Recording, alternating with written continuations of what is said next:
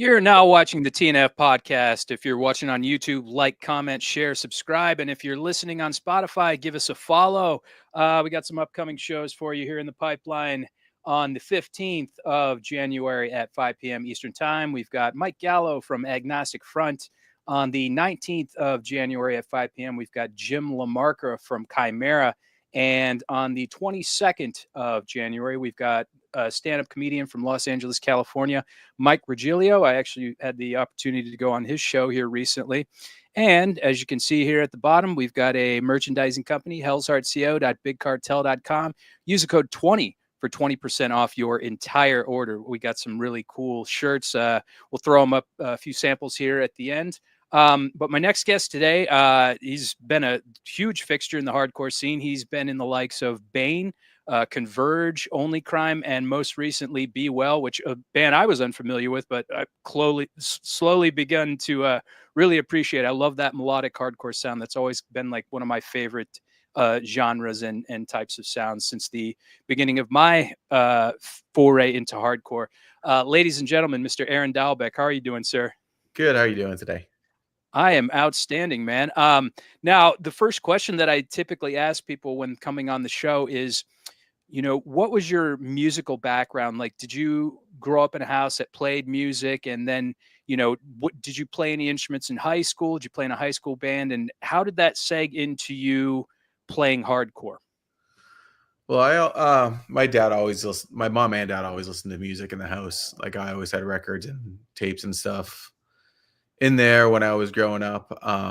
My dad liked most like classic rock stuff, but he actually, I discovered heavier music through him because he had like a Black Sabbath Masters of Reality cassette that I had found when I was pretty young, and I just fell in love then. But yeah, there was always music being played in my parents' house. Always. My mom was musical. She played the piano when I was growing up. She always played the piano since she was in elementary school. She played the piano.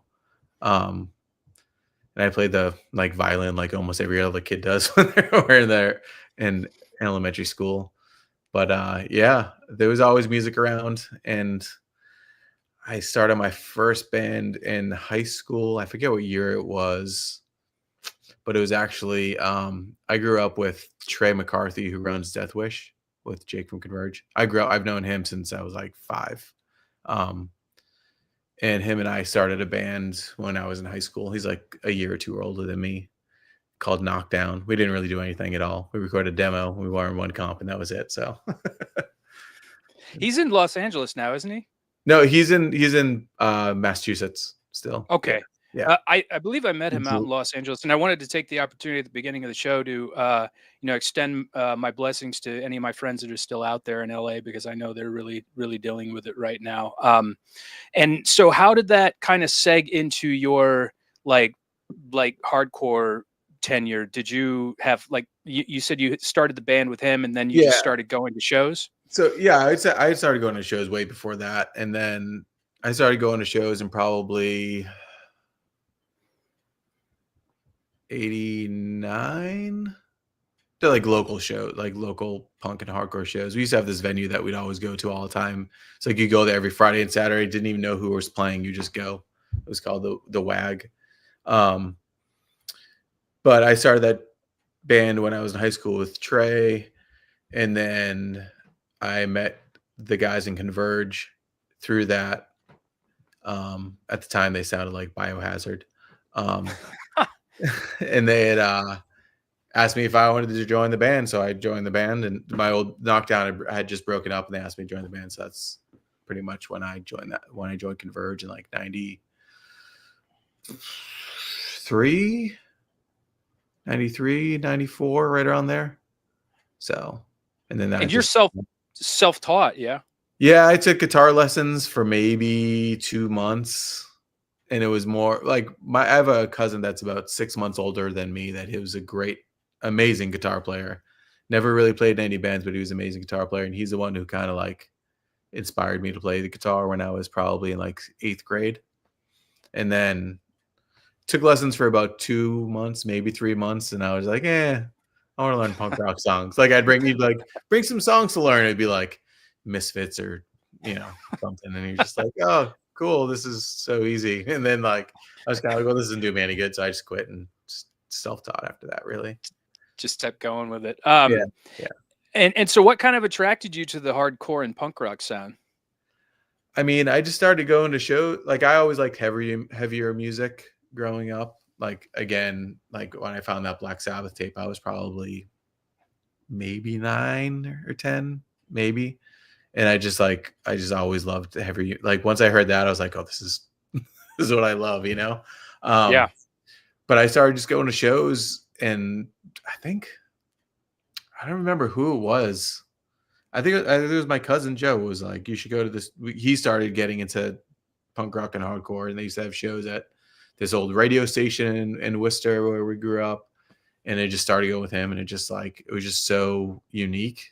And at the time, I mean, there's a lot of variety of people that go to shows now, obviously, but I feel like back then it wasn't quite so, I don't want to say segregated, but like it was just punk rock and hardcore. It wasn't even punk rock and hardcore. It was just punk rock, and everything was there. You go see a show with like one weekend it was like Mighty Mighty Boss Tones and like 3 local bands, and then it was like Biohazard the next day. It didn't matter. You know what I mean? Yeah. So that Which kind I heard you on the other interview. You just said Mighty Mighty Boss Tones. If you're from Boston, you knew them as the Boss Tones, correct? right, right, Not right, yeah. right, And then they right, added that later, right? right, Yeah. right. I mean, it was playing at the WAG in front of like 40 people. It Oh was wow. like this was like 19. This is probably like 89, 90 maybe. Wow.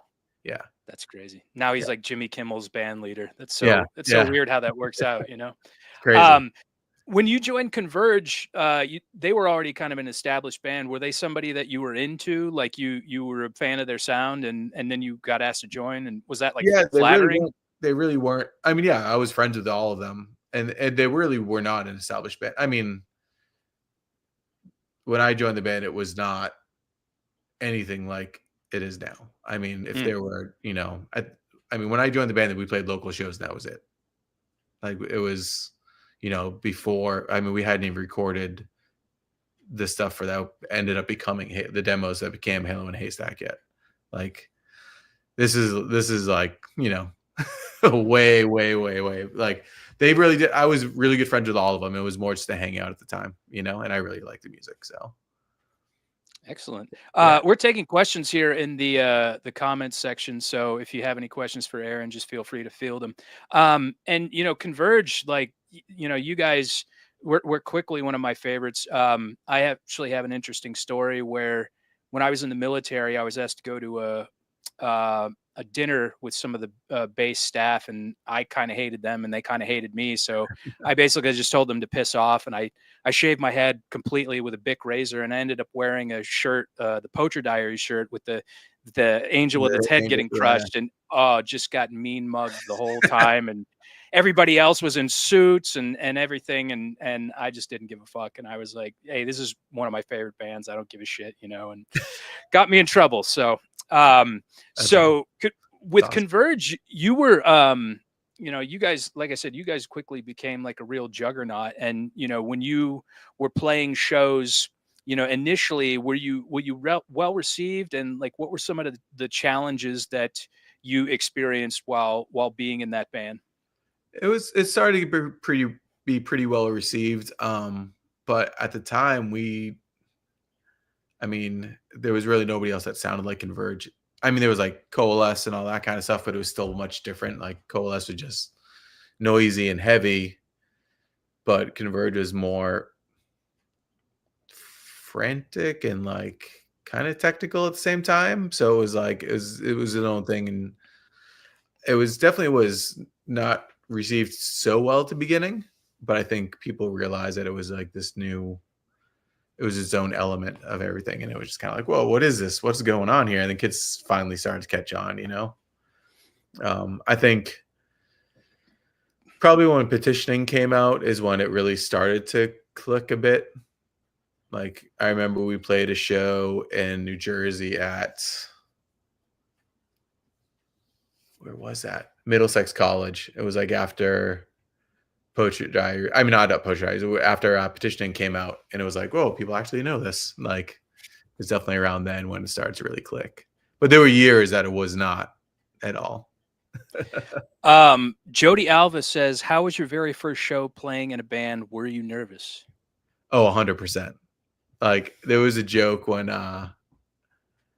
it's funny because now if I don't like move around, like if like Bane or Be Well plays a show and there's no room, I always feel weird, like because I can't move at all. But when that first band that I played in knocked down with Trey, it was like I would just stand still. Like I was just so nervous I never would move. But it was all, at the same time too. It was only I was the only guitar player, so I was like, oh, if I fuck up, everybody's gonna know. Like, but it was definitely nerve wracking for a while, for a real long time. And with Converge, did you like in the infancy of the band, did you get to play like abroad? Did you play in Europe, or was that something that kind of Yeah, came way later down the road? I mean, it took a while. Like I went over there in '90.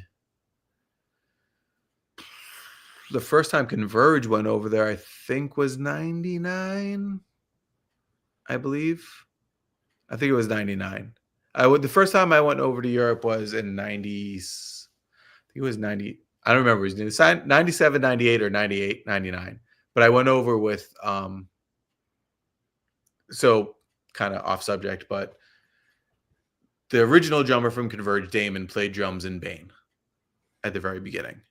He left Converge, he left Bane, and the drummer that filled in for a while was Ben Chusid, who is the drummer from 10 Yard Fight.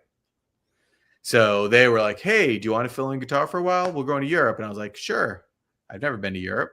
So I went to Europe with them. I think it was either 97 or 98. I don't remember. It's kind of a blur. And then the following year, Converge went over there for the first time. And that was definitely, it was good, but it was definitely rough. Like, What was your experience like there? Because I've never actually seen any shows in Europe, but I've been to Europe. But from what I understand, like their hardcore scene is like really impressive, and they're very welcoming, and they kind of show up for you when you play. Like so, was that kind of the experience that you had? yeah, for sure. Like at the time, like Europe used to go through these weird phases, whereas like Youth Crew was like huge, huge. Like when I went to 10 Yard Fight, the shows are great, and like more of like the metalcore stuff. It wasn't even really called that back then. I don't think. I mean, I never. But when Converge went over, it was definitely like a different thing. Like the shows definitely were not as good as when we were there. We're like, it was 10 Yard Fight, One King Down, and Hands Tied. Yeah, but the Converge shows were really good, but they definitely weren't as well attended as that tour was. But at that time, Youth Crew was like huge, you know.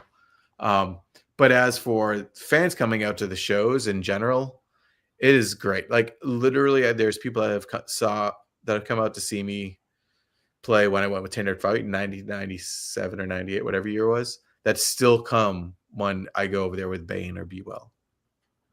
So that's like almost 30 years later, there's still people that are coming out. Like Bane went over there this past summer, and I can't even count the amount of people that went the first time Bane went in 2000 and still came out to this store.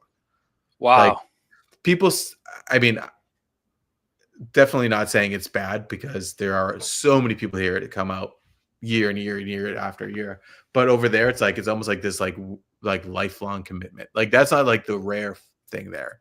That's like the majority of the people there just go. That's like they just always go. You know. Yeah, I heard in your interview with New Scene, they were saying that people follow Bane around like the Grateful Dead, and you guys called them Baniacs, which I Yeah. thought was pretty clever. Yeah. Yeah. Yeah. Yeah. That's actually a self-proclaimed name by one of them. I forget who, but yes, they call themselves Baniacs. That's great. I love it. All right. Jody Alva says funnest country to play in, or most fun. Ooh. I mean, it's hard to say. I would say the most. Hmm. I mean, that's really tough. That's a really tough one. Hmm.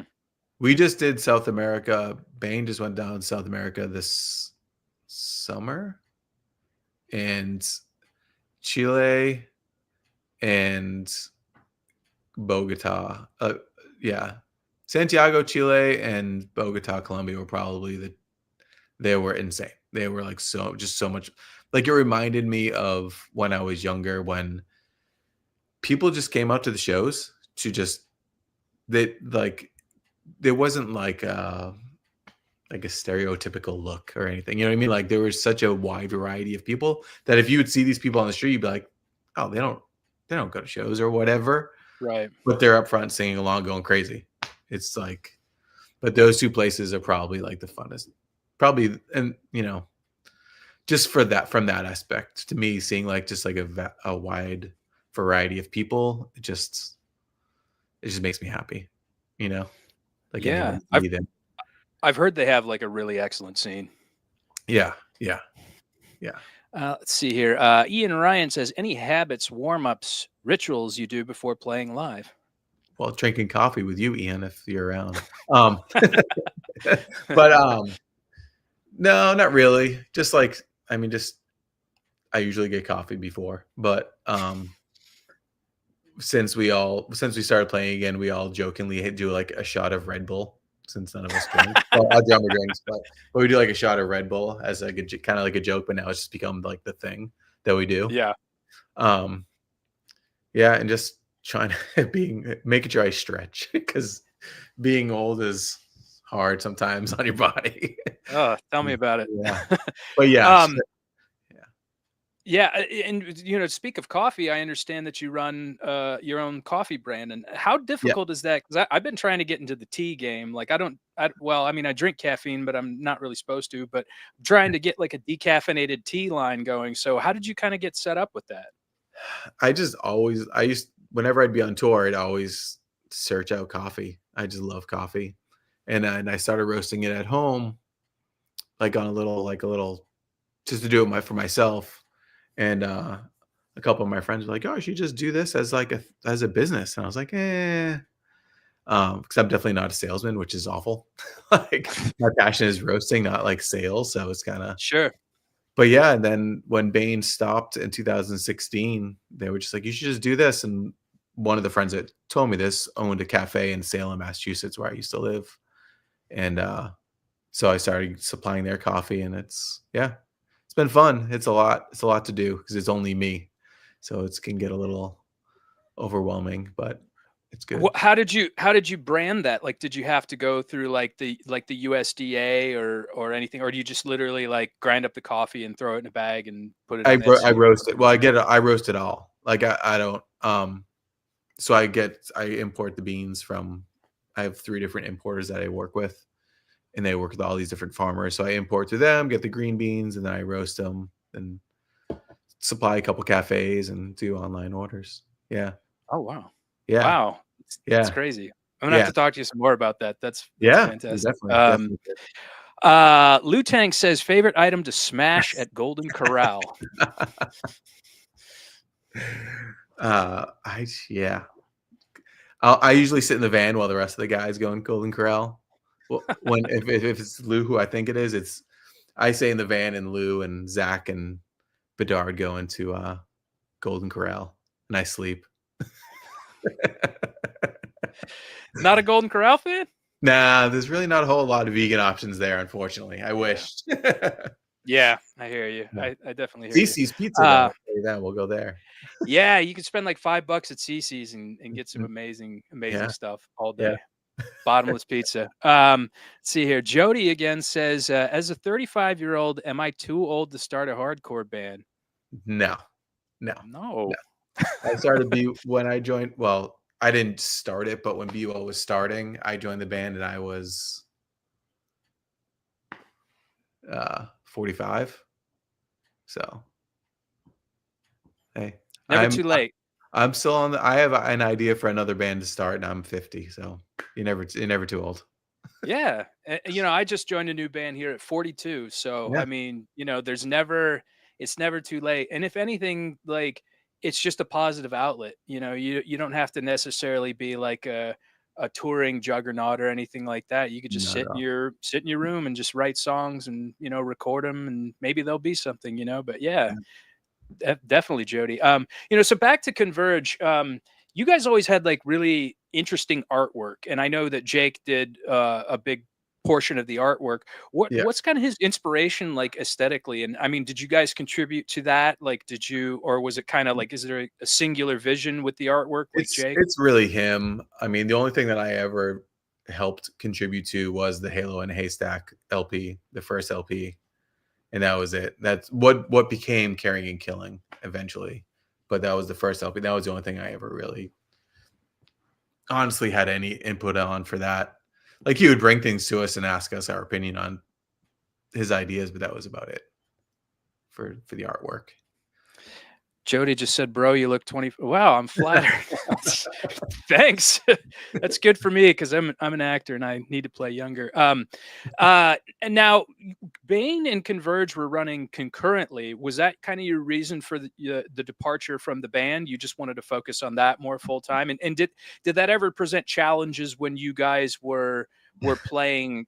You know, to like when you were both existing at the same time? Because I actually remember seeing a video of you at Hellfest, and you were playing with both bands. It was like Hellfest 2000. I'm like, man, this guy's pulling double duty. I was like, we did it's a crazy. tour that I did that double. No, I mean it wasn't a tour. It was like 12 days that I did that double duty, Ooh. and it was like run out one after the other too. But I mean, without getting into too much, but like it was like it worked fine because at the time Kurt had this real job where he couldn't tour a whole lot. So it was kind of always when I was in both bands, it was Bane always took the back seat when Converge had stuff. It was always if Converge had stuff, Bane wouldn't book things. And it was always that way. Oh. And essentially it was not my decision to leave Converge. It was it was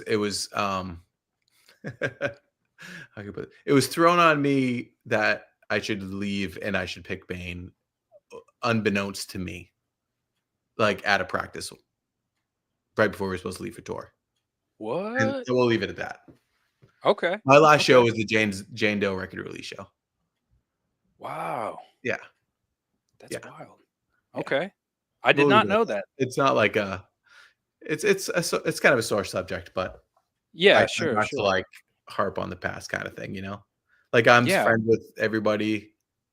I'm not friendly with everybody, you know? Like but yeah. So my next question was going to be, you know, do you feel like attached more one band more than the other at the time? So I guess the answer would probably be Bane, definitely. Oh, 100%. Because like Bane, so the way Bane started was again, Damon, the original drummer for Converge, a long hair guy with the snakeskin drum set.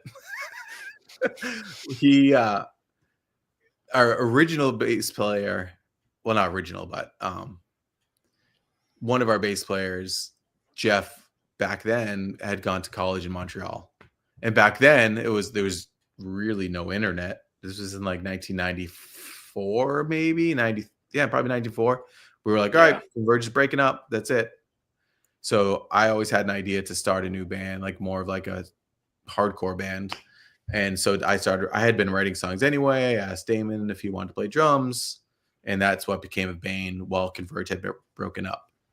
And then we were like, wait, we could get another bass player. So Converge started back up again. And so Bane just kept, so Bane was like, I guess like my baby kind of, you know what I mean? Like it was like, I was like, I'm going to start this band. And I started writing songs before I had anybody, you know? Yeah. So. Yeah.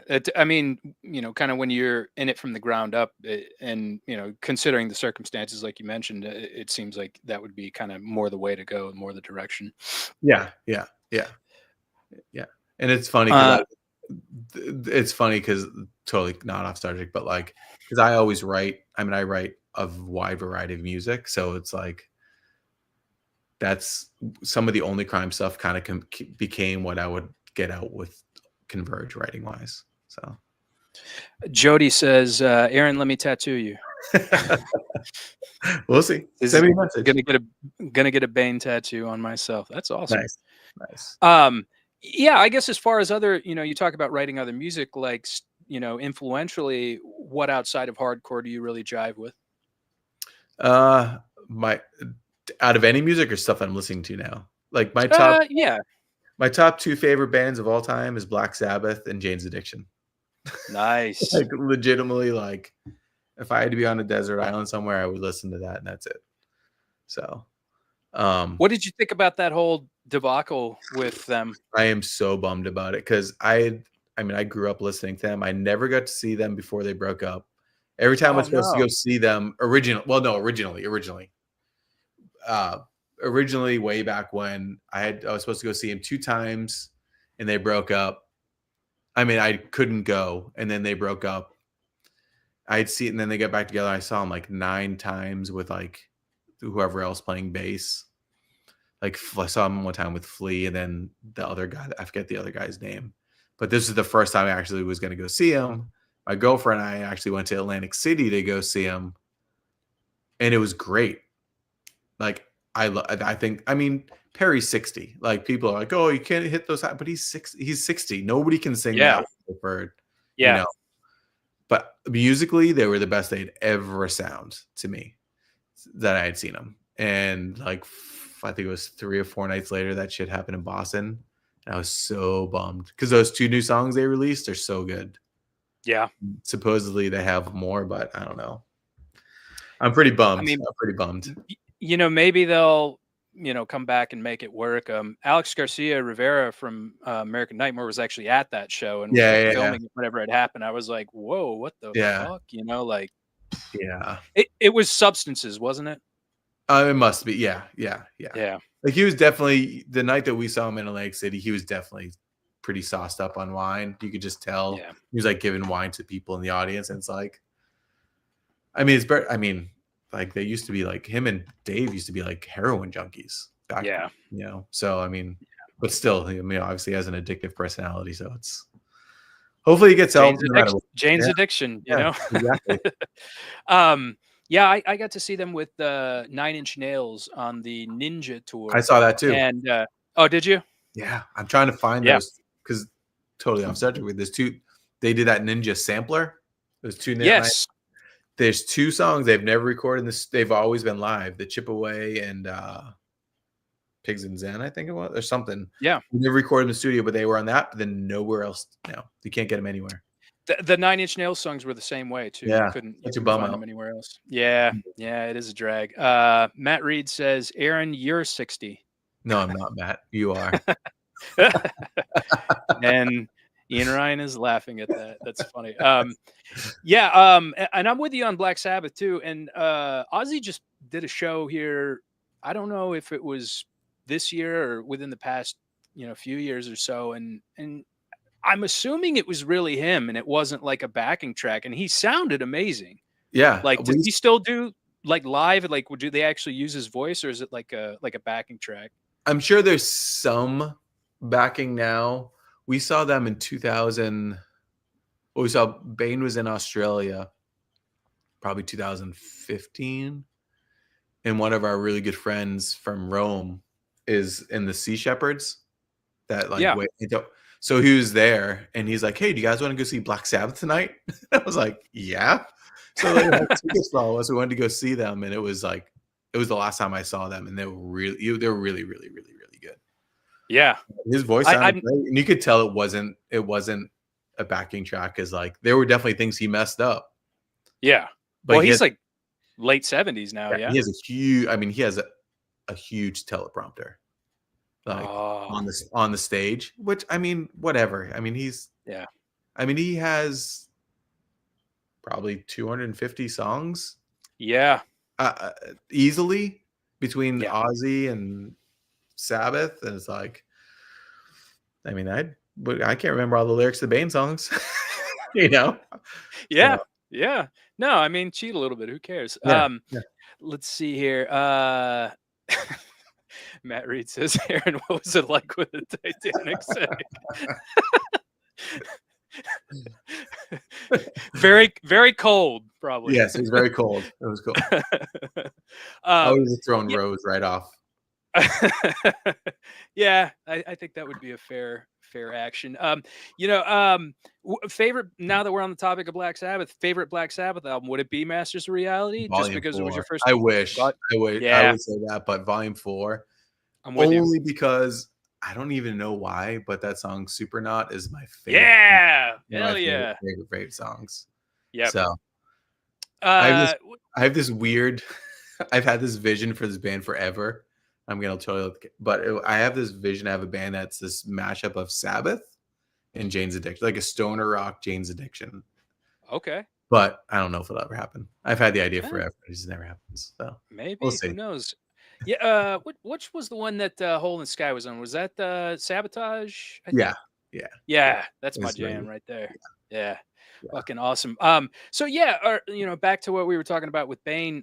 You guys were actually my second hardcore show ever, and I think that was in '99. Whenever you guys were touring on "It All Comes Down to This," and I yeah. saw you with Stretch Armstrong and this band. This will be a deep cut, and probably not many people will know this unless they're from Boston. Daltonic. Yep, I was in Deltonic for a while. Oh wow. Way back. Okay. That was the first tour I ever went on, actually. Was in Deltonic. I Wow. played bass in Deltonic in 90, I don't know, like maybe 92? Yeah. Okay. Yeah, but W- yeah. You you weren't playing for both groups then, just No, the no, bass? no, no, Okay, no, we just brought him out, okay, yeah. Yeah, yeah. okay. Where was that show, by the way? That was in at the New Brooklyn Tavern in Oh, yeah, Columbia, South yeah. Carolina. Yeah, No longer because there, Chris right? used to book down there. Didn't it I they don't know. sell it They or it torn down? They were trying to save it or something, and They may have sold it. I know they don't really do shows that much there anymore because, like, the last time Stretch Armstrong did a reunion, you were thinking it was going to be there because, like, Chris used to book there and at Uncle yeah, Doctor's all the time in Columbia, but they ended up having it at a different venue that I don't remember. But yeah, I mean, it was great. I mean, it it was was a great venue. fantastic, and like I was probably 16, 17, something like that. And yeah, I mean, I've always really loved the more positive, like, youthful sound, and I've always been Yeah, trying to, like, play in a project or a group like that, but I always end up getting stuck in the metallic hardcore bands, which is not any slight on that genre. I definitely like a lot of that, but, like, that's kind of my jam. And, like, was that, you had mentioned, like, going into Bane, what were you drawing on, like, influentially when you had started it? I mean, what bands specifically were I mean kind of like driving you to do that? I love Turning Point. Love, love, love Turning Point. So that was kinda like if I had to pick one thing that kinda influenced me with Bane at all, it might be that. But I think the one thing that makes Bane to me, that makes Bane unique is like we all have like in the everybody in the band has like common bands that we like a lot. Some hardcore bands, but most of it's not. You know what I mean? Like we just kind of write songs, and if it comes out cool and we all like it, then we're like, cool. Like it doesn't matter what it sounds like. It doesn't have to be like a fast song or this or that. It's just kind of like we write, and if we like it, cool. So, but yeah, when I started Bane, I think Turning Point was definitely they're like one of my all-time favorite hardcore bands. So, Awesome. Yeah, great band. Jody Alvis's favorite food. uh, I mean, it's a type of food, but I mean, I love Thai food, like Piedmont. I mean, With the these peanut sauce? no, there's a place called Piedmont Thai that used to have pad ki mao. Pad ki mao is the best, like as spicy as you can get it. Pad Kima. I'm not familiar with that. Again, back to LA, so many good vegan joints, like so Oh, many good, like, vegan restaurants that I'm hoping are going to survive because, I'd love to go back there and see that. One of these days. Matt Reed says chips and salsa, Aaron. oh yeah, my snack of choice. Snack of choice. It's a Every jam. night, good. Yeah, yeah, Yeah, it's fantastic. And to go to kind of the aesthetics of Bane, like, I remember seeing the artwork to "It All Comes Down to This," and it's like looks like it's from World War II, I'm guessing. this is Vietnam actually. It Yeah, was Vietnam. yeah, Okay. yeah. What was the kind of the choice behind picking that for the cover artwork? What was the motivation for that? I mean, we just wanted to be very so. When we wrote that record, we wanted it to be like this whole like encompassing package.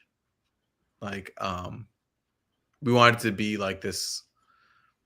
kind of artsy, but we wanted to be everything to be like a bookend, like have it be both bookends, just have the whole thing be this whole piece of art.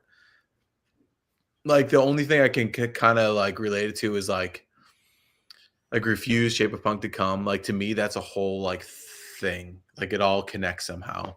And we really wanted it to be that way with It All Comes Down to This. We wanted it to be very epic.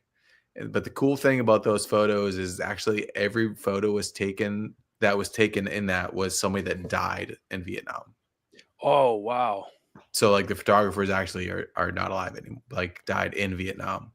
Oh, So we just kind of thought it was like kind of like, I don't know. like poignant. Yeah, and wanted to like feel like you got run through everything and like, I don't know. Yeah. I mean, I don't know if you're gonna go there or not, but the coolest thing about that is now that record is actually the way we wanted it to sound, because like we just did the remix. Oh, you did a remaster. Okay. No, remix completely, not just Oh, remaster. remix. It is like Okay. it is like night and day. Like it Okay. is. It just came out in November 2nd. It came out, but it Oh, is wow. completely Brian McTernan. It was a long process. It took me like almost 5 years to do it all from start to finish to get it from like My dog says hi. ah Hey, buddy. What's up? yeah I'm not even, I wasn't even aware that there was a remix. That's pretty yeah awesome. yeah It took a long time then. oh yeah and it was a lot for Brian to do it too. It was a lot of effort on his end, but he made it sound finally made it sound the way like 25 years later, finally the way we want it to sound. So I'm gonna have to check that out now because yeah, I didn't know. And I will say that, yeah, I when I heard it, I was like, this would be, and again, no slight on y'all. Like I think it could have deserved like a remaster and like a remix. You know, like 1000%. Like yeah, we've said it in many interviews, but like it sounds shitty because I mean, I hate to say it because the guy that did the record, but like it was the biggest mistake we ever did. I mean, but at the same wow, time, like we did Can We Start Again? And like that's like a at the time for sure for the next 5-10 years is like the biggest song we've ever done for sure, you know? And yeah, it's been that changed the trajectory for Bane 1,000%. But so this is the other thing too. Like we talked to Brian when he was remixing it, and he's like, so you guys went to Steve Austin to do this, but if it didn't come out the way it did when we came back and did Give Blood, maybe that we wouldn't have had as much to like prove. Like we had to yeah, redeem ourselves from the way that sounded. yeah. So, but we all hate, like we hated the original. It was so bad. I forgot that was a Steve Austin recording, and Yeah, I think his recordings work really well for like Today Is the Day because I think yeah. that's a very like kind of grimy, like dirty type sound, But like definitely when you guys did Give Blood, it was a little bit, it was like night and day difference. It Yeah, was like way more like polished yeah. and just sounded a little bit more refined for kind of the sound that you were going Well, for. we had just done Converge. He's did a lot of the When Forever Comes Crashing record, Converge. Oh And wow, then we Converge did a tour with Today Is the Day. And he's like, oh, I want to do the new Bane record. And we all lived close together. And Brian had just moved back to DC. So we're like, sure, we can go. We can do it with you because it's, a 15-minute drive. We can go there after work. And we did a demo really quick. It sounded great. We did a demo in one day and it sounded great. And then it just sounds terrible. But luckily we have the new mix. Like it's a lot of people are like, oh, it's remastered. It's like, no, it's like night and day. yeah. I'm gonna So have to definitely check that out yeah, afterwards. A B in it, A B it. Like listen to one song and then listen to the new mix because they're both Okay. still on Spotify. Okay, excellent. Ian Ryan says, "Tell us about writing. It all comes down to this, and if you feel the new mix brings those feelings back." Oh, 100%. So when we were writing, it all comes down to this. Nick had just joined the band, Nick Brannigan, the drummer. And we definitely had a lot more like I felt like we had something to prove kind of when we were writing that record because we had never done an LP before.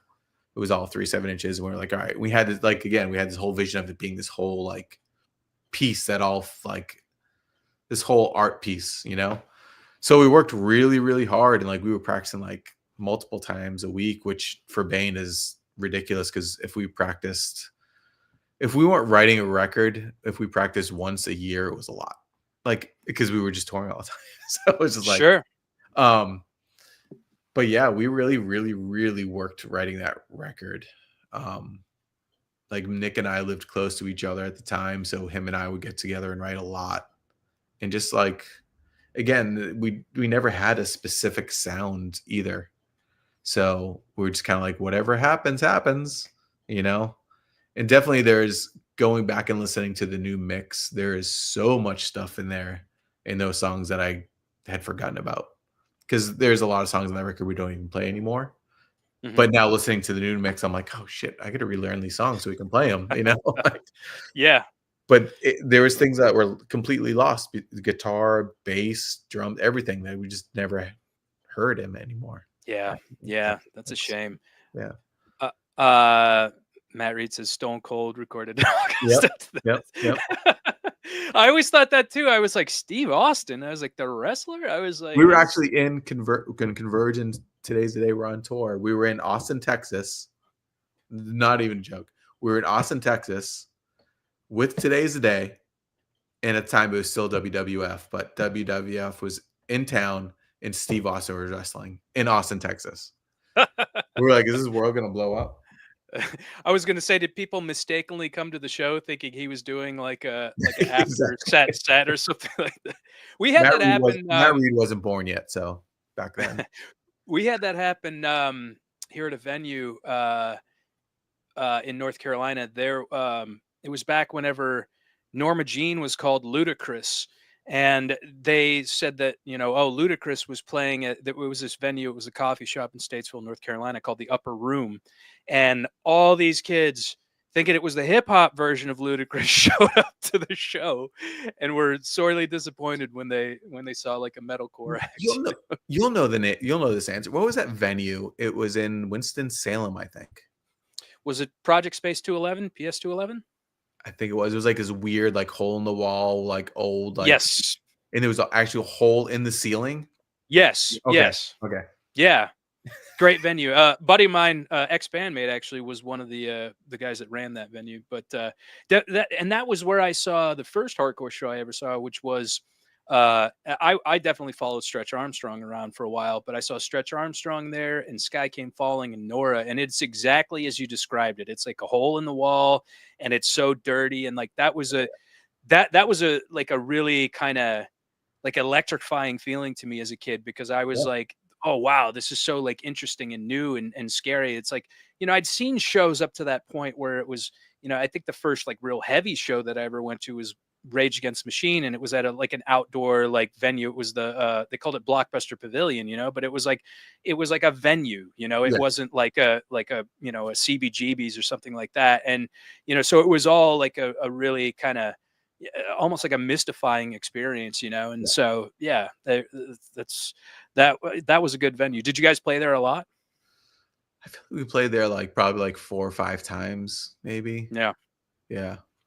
Yeah, it was a great venue. Matt Reed says, sure wasn't dad. I said he wasn't born then yet.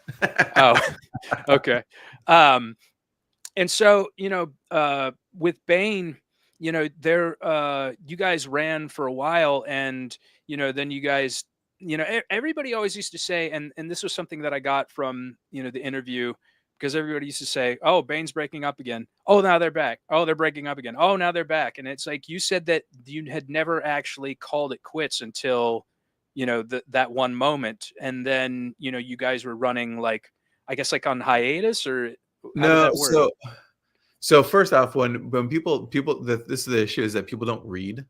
So like when we decided we were going to break up, because our bass player at the time, Stu, was about to have his wife was about to have her second baby, and or just did. But then I was planning on having a kid soon, and some people wanted to go full time or not at all.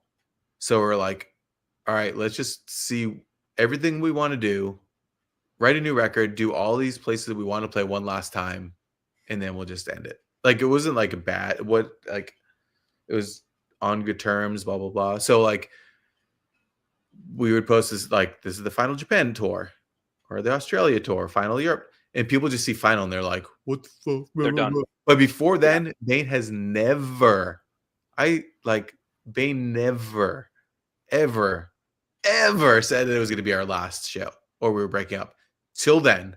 And it would be like final Europe, final Australia, whatever it was. And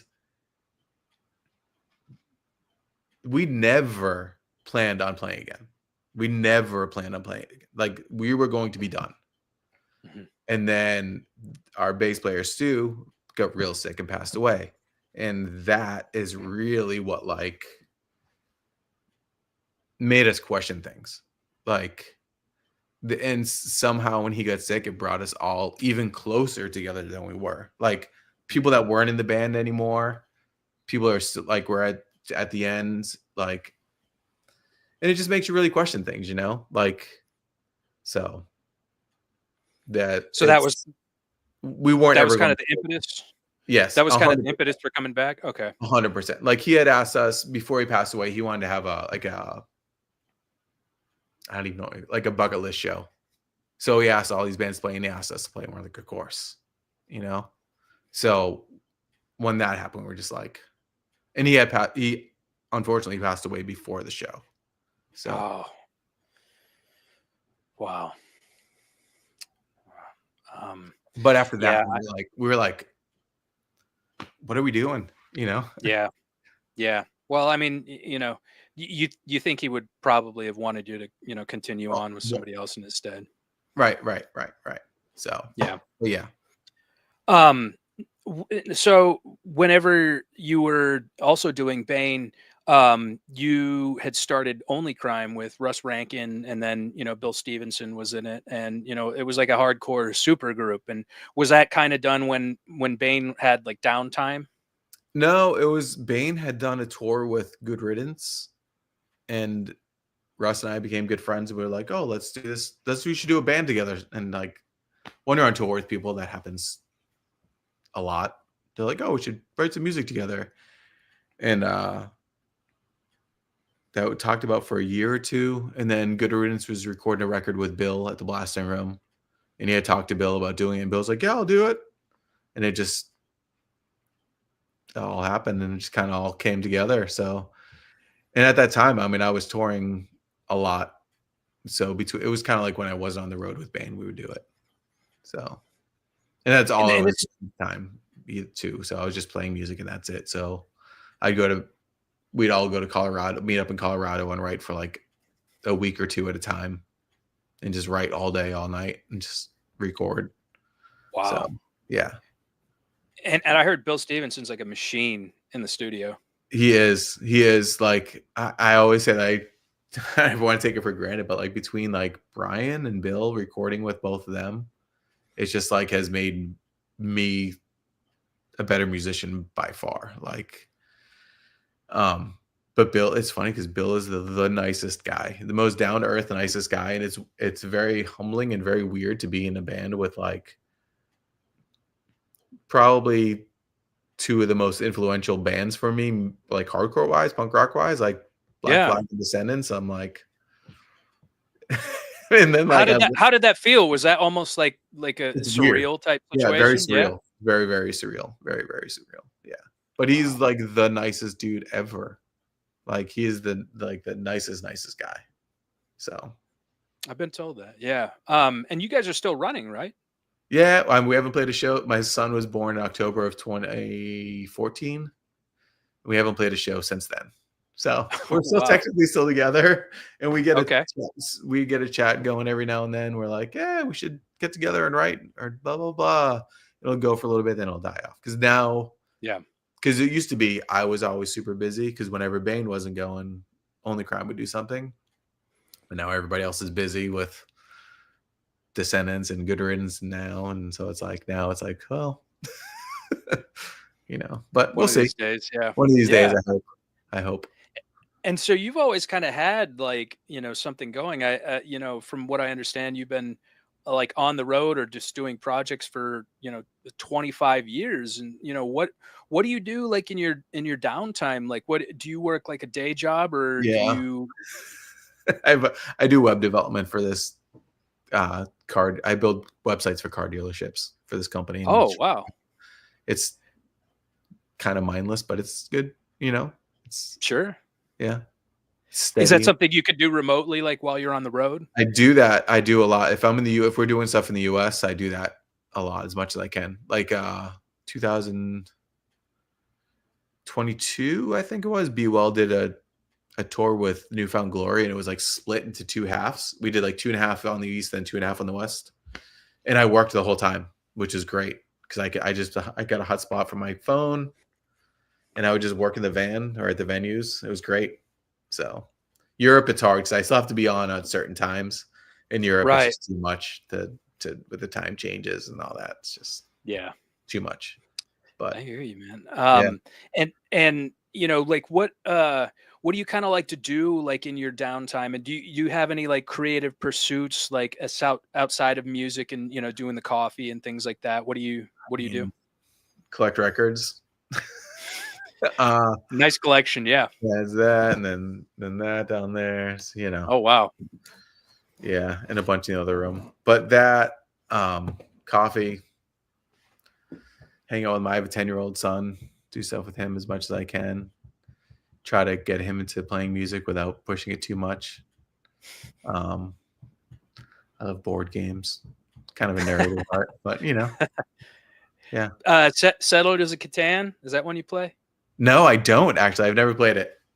No. I've never played it, but I've always wanted to. But yeah. The Shia guys are real into that one. Yeah, I'm sure. And I love playing poker too. So there's a poker. Oh, man. There's a poker room that just reopened like 45 minutes from here. I was actually going to go today, and I almost forgot about this actually. Oh, damn! And I was like, wait a minute. There's no money on the line, is there? No. Okay. I mean, yeah, yes, I got real good at Hold'em, man. So I definitely like playing some poker. So I'm so bummed that no limit is just the thing. I love limit. I love playing limit. Like if I had the choice, I'd love to play like a 5-10 or 8-16 game, but there's just nowhere to be found now here. Yeah. So do you play online? A little bit, because in Pennsylvania you can. So I play a little bit online, but not a whole lot. I'm gonna hopefully go out, not the main event, but I made a commitment to myself that if I wasn't playing any shows with Bane, that this summer I'm gonna go play in 1 or 2 of the World Series events. Not the main event. It's like one or two of them just to do it. Yeah. Play against apparently Jennifer Tilly's supposed to be pretty good. Yeah. Let's see here. Ian Ryan says, moving in with a lady is a creative pursuit. Boy, is it ever. So let's talk about Be Well a little bit. Like, how did that whole group come about? Like, what kind of motivated you guys to get that one started? So Brian was doing Mike Schleibaum from Darkest Hour is really good friends with Brian also. And I think they did a tour with Battery in Europe, and Brian had been starting to write music again. I think it was the summer of 19. It must have been the summer of when was COVID? 2020? April of 2020 is when it really. Yeah, so summer of 2019, I had moved to Maryland. So Bane broke up in 2016 was the last show, and I didn't play music at all. And then 2019, they went to Europe at the end of the summer with Battery, and I literally jokingly said on one of the photos, "Take me with you," because I'm like really good friends with Brian. And they came back, and I don't remember if it was him or Mike hit me up and was like, "Hey, Brian," I know it was Mike. He's like, "Brian and I are doing this new thing. I'm gonna have him send you the songs." So Brian sent me the songs, and I was like, because he didn't know I lived down there, because I had just moved down to Maryland for a year. And I was like, "This is great." And he's like, "Yeah, you should play." And I was like, "Cool." He's like, "But I need you to play bass." And I hadn't played bass literally since. I mean, I've played bass, but I didn't have a bass or anything. Yeah. So in like around the winter of 2019, before COVID, like we started playing with that. So, and then I was on bass until recently. Now we have 3 guitar players, but we kind of like, because all of us have families, so it's kind of like only 2 guitar players play live, but it's kind of like who can do what. which is Sure. fine. And we're all Yeah. adults in the family, so we're like, all right, if I can't do it, Yeah. my computer or whoever, so. Yeah, that's kind of my situation now. Like Chuck Lenahan from Crumbsuckers is one of the guys in my current project, but he's Nice. only kind of like a studio guy, So it's like, we have a bunch of different other members and whatnot. And I relate with you on the bass situation in that like I learned bass when I was like, 16 or 17 and I played it for a while, but then eventually transitioned over to guitar. This current project asked me to play bass. And so I was like, well, got to go get a bass and Yeah. basically relearn that all over again. So do you like playing guitar more or do you, Oh, do you like bass? 1,000% guitar. Guitar. Yeah. Yeah. Like when we decided for me to go play guitar and be well, I was like, oh, this is much better. Because I just don't have the mindset of the bass player either. Like I don't hear the songs the same way. Right. But Yeah. Cause it's a rhythm end, like yeah. it's not, the melodic aspect of it. And I mean, I happen to really like bass. I think it's a lot of fun. James Chang from Sect Undying calls it the dummy guitar, like I mean, 4 strings, I guess. I will say for Be Well, Brian writes a lot, like the majority of the Be Well stuff. But I will straight up say the bass stuff is way more difficult than guitar stuff on Be Well. Like astronomically, like everything's on like runs with the bass. It's crazy. So Yeah. but Just yeah, I like moving playing all the guitar time. better. And so like, with that, like what were you guys drawing from like influentially, because I definitely hear like I don't know, forgive me if you don't feel like this is an accurate comparison, but it almost feels like almost Ignite-ish, Rise Against, what do you think? Brian loves like verbal assault and all that like more melodic stuff. So that's probably like that's like the most I would say that's the most influential for the Be Well stuff. But again, like Brian produced a lot of like stuff that he kind of pulled. Like it's weird. Like he did so many records that you can see things that he's now after playing with Brian, you can be like, oh wait, you can tell that he influenced this song or that song from whatever bands. You know what I mean? Yeah. So, but he's like it's amazing how much he writes. It's crazy. He just writes all the time, all the time. Is there any like one kind of primary songwriter, or do you guys definitely kind of like coagulate together? Brian's like the primary songwriter for sure. Okay. Yeah. Right on. Right Yeah. on. And I always ask people this, like, what are you reading? What are you watching? Like, what outside of music? Like, what are you into as far as artistically? I'm actually reading right now. I'm reading. There's the Henry Rollins stuff. He has like these things called Fanatical. It's like all about records. They're like he's on the 4th volume now, and it's like these big. It's all like weird. A lot of it's a lot of weird and obscure records, but he'll like write whole. It's like a short little essay on them almost, and he'll show a lot of like he'll get these weird. He's like this weird like not like historian, but he'll get like all these weird artifacts. Like he'll somehow get like the invoice for like this, whatever old obscure UK punk band. He'll get the invoice for when they recorded their first 7-inch somehow. And it's just like it goes deep, but it's kind of cool. Like it's stuff that you're not going to find anywhere else, And he That talks sounds about like something he would be into, yeah. just the real kind of nuts and bolts of that. Yeah, he's an interesting guy, and I think he has a really impressive collection himself too. Oh yeah, it's insane. Yeah. I would love to see it someday, but yeah, supposedly has an insane. I have to kind of limit myself because now that vinyl's like huge again, there's so many different variants of every record, and there's a couple bands that I'll get like the Descendants. I'll get like everything, like every color, and even now I'm just like I can't do it anymore. Like that that white section right here. Yeah. Is that yeah? Okay. This is all Everything Sucks. That whole section. Yeah. Wow. And I'm like, That's insane. why do I need, whatever it is, 12 different copies if everything sucks? I don't. Yeah. Yeah, no, I mean, I was kinda like that with movies, and then when I lived in LA, like, I was just trying to conserve space, so Yeah. I said, "You know what? There's streaming now.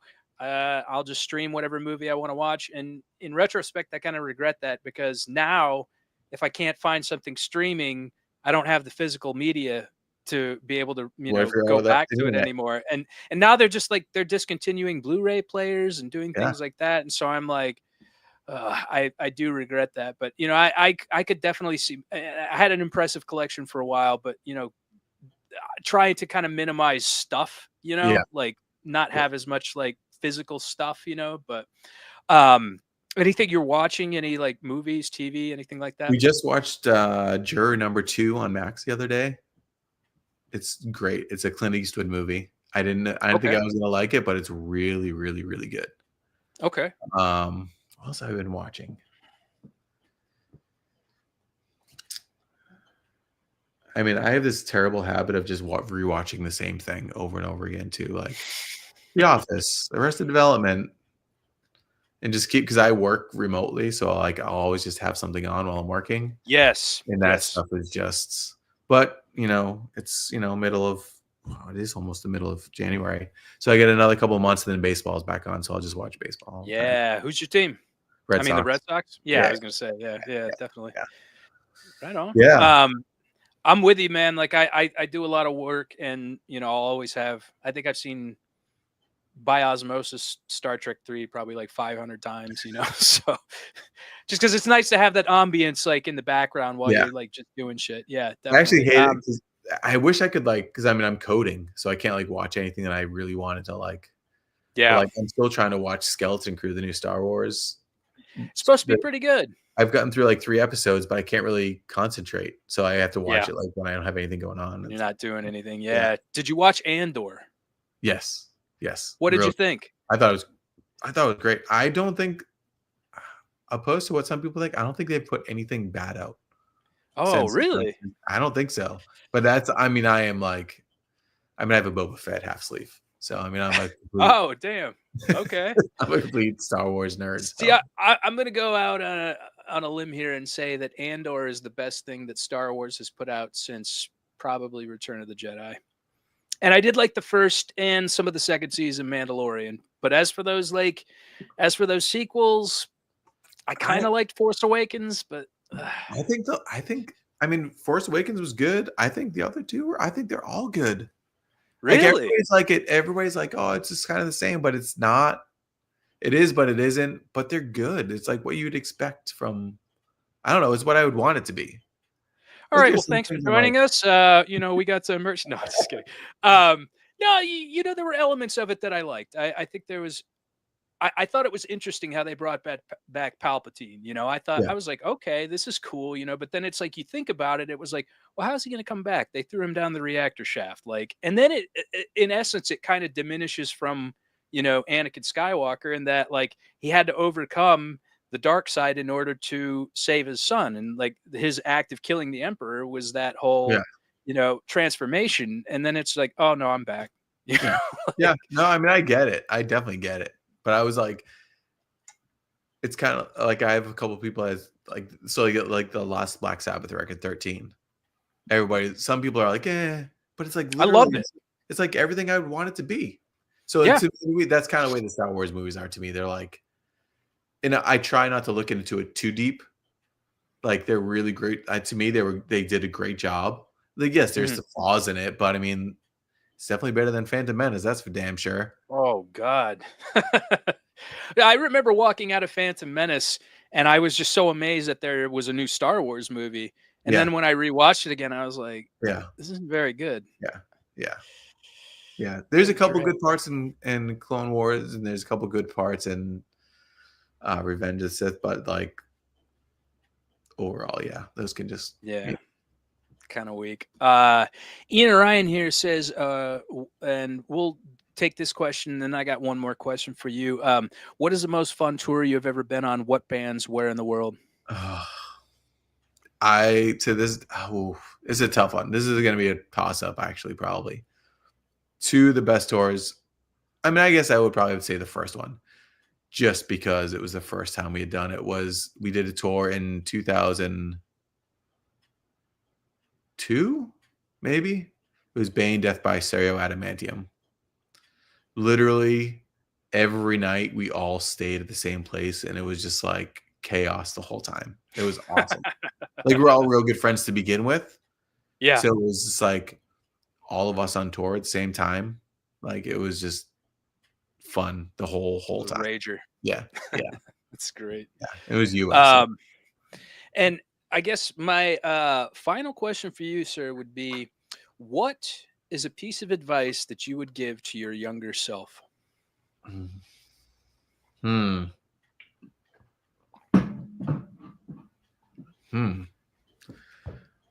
I don't know. I mean, I, I don't know. I Well, would let just me ask this. I would just say to just follow what you want to do, really. I mean, I feel like I've always kind of done that, but I would just want to make sure I did that. You Yeah. know? Like, Seems like you did, though. yeah, yeah. I mean, I did for sure. There's definitely some choices that I've made throughout my life that I wish I would have done a little bit differently, but I think like, yeah. And it was weird, like going right before Be Well started, I hadn't played music in 3.5 years. Like I literally hadn't touched my guitar in 3.5. Like I didn't touch my guitar from Bane's last show. Then when I started with Be Well playing bass, I hadn't touched my guitar in that like 3.5 years. Wow. And then Wow. like I wish I would have done something, but it was like this weird like almost like PTSD or something. I don't know. I can't even describe it because it's like it was like this weird mind fuck. I don't know. But yeah, I would just say just make sure you just do what you want to do and just like who cares what I mean that's the other thing too. Bane has never cared what anybody thinks. We always want to do what we want to do. And if people like it, cool. Yeah. You know, like when we decided to play shows again, we're like, if people are cool, people love it, cool. If not, we want to play shows, it doesn't matter. Yeah. You Just know? do it till the wheels fall off, you know? Exactly. And just Yeah. have fun, you know? Dude, that's great, man. Yeah. And well, one thing I want to do, because I know you got some poker to get to. You see at the bottom there, hellsheartco.bigcartel.com. That's Hell's Heart Merch Co. Use code 20 for 20% off your entire order. And I'll throw up a few samples here. Like I said, we got Bella Canvas, Tri-Blend t-shirts. We got a lot of hardcore stuff, but it's mostly movie centric. But like we got a Steve McQueen sample right here. Where is it? Oh shit, there it is. Steve McQueen from Bullet. There's our little Black Flag mock that we do. There's Psycho 2 for you horror fanatics. We got Scream. That's one glows in the dark. That's Tatum. And then Randy from Scream. That one glows in the dark too. So yeah, if you got the bread, going over and support. And if you're listening on Spotify, give us a follow. And if you're watching on YouTube, like, comment, share, subscribe. Aaron, dude, thank you so much. Is there anyone you want to shout out before we go? No, I honestly sincere thank you for anybody that's still stuck with Bane up to this point and like has realized that we're doing it because we love it. Because I mean that means the world to us. And yeah, I just want people to have fun and be themselves, man. That's really it. Where can we find you at? Bane just all over Spotify and Apple Music and all that kind of stuff. We should have some shows hopefully in the spring or so. Nothing is in the books yet, but we're trying to do some more spots. And it'll be on Instagram at Bane Central and Facebook at Bane Central, I think it is too. But yeah. Excellent. Yeah. Well, again, dude, thank you so much. And thank you to everybody who participated in the stream.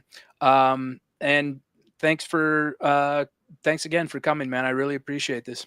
Thank you so much, buddy. And yeah, just hang out for a few minutes. And everybody was here, namaste, God bless, be good.